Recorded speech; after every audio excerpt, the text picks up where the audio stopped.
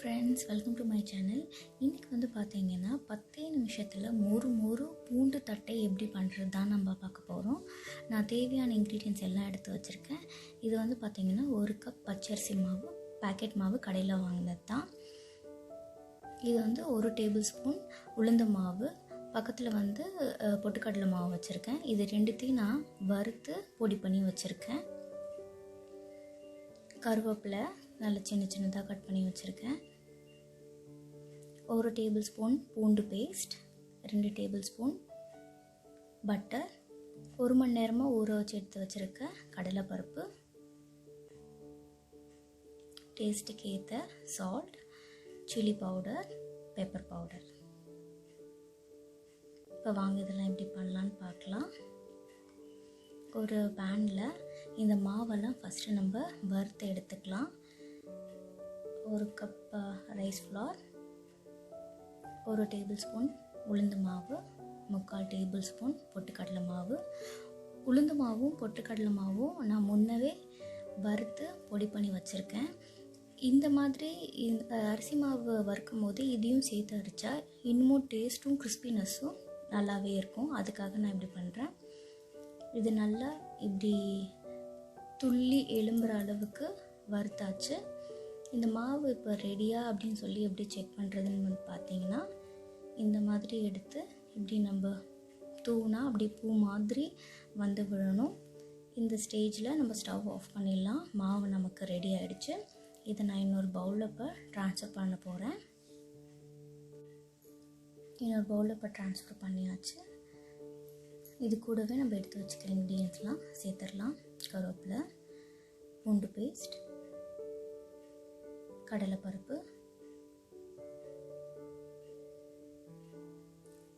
1/4 teaspoon மிளகுத்தூள்,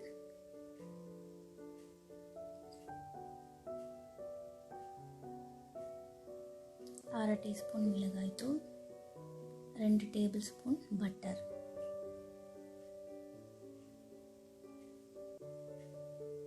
தேவைக்கேற்ப உப்பு சேர்த்துக்கலாம். இதெல்லாம் சேர்த்து நல்லா மிக்ஸ் பண்ணிடலாம்.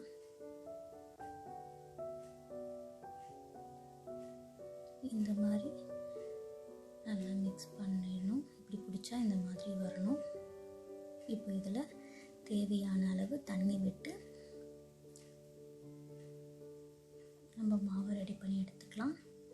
எனக்கு வந்து பார்த்தீங்கன்னா 3/4 கப் தண்ணி வந்து இதுக்கு தேவைப்பட்டுச்சு.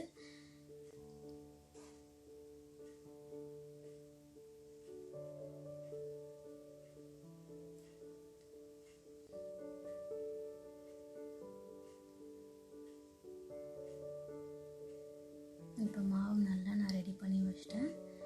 இந்த மாவு வந்து காஞ்சி போகாமல் இந்த அளவுக்கு நல்லா சாஃப்டாக ரெடி பண்ணி வச்சிடணும். மாவை காஞ்சி போகாமல் இருக்கிறதுக்காக இந்தமாரி ஒரு பேப்பர் டவலை வெட் பண்ணி அது மேலே நான் போட்டு வச்சுருக்கேன். இது தட்டை பண்ணுறதுக்காக இந்தமாரி 2 பிளாஸ்டிக் ஷீட் வச்சுருக்கேன். உங்ககிட்ட எந்த ஷீட் இருக்கோ நீங்கள் அந்த ஷீட் யூஸ் பண்ணிக்கலாம். இந்த ஷீட் மேலே இப்போ ஆயில் நம்ம நல்லா தடவிக்கலாம்.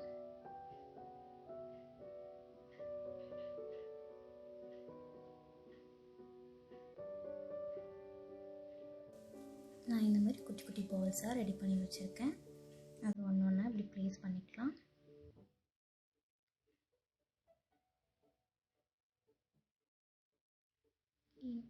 இன்னொரு கவரையும் இது மேலே அப்படியே போட்டு இந்த மாதிரி ஒரு பாத்திரத்தில் இப்படி நம்ம ஜென்டலாக அப்படி ப்ரெஸ் பண்ணி எடுத்தாலே சூப்பராக ரெடி ஆகிடும் நமக்கு.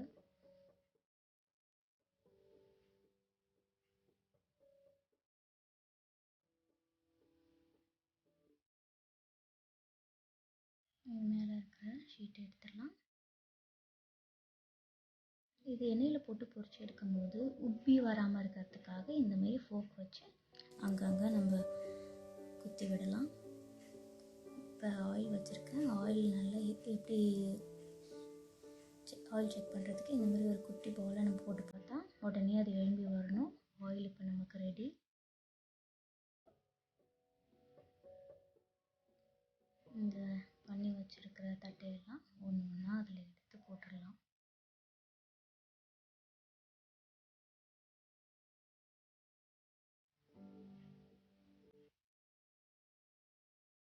அதில் போட்டு இது நல்லா 2 சைடும் பொன்னிறமாக வர வரைக்கும் நம்ம ஃப்ளிப் பண்ணி போட்டு இதை பொரிச்சு எடுக்கலாம்.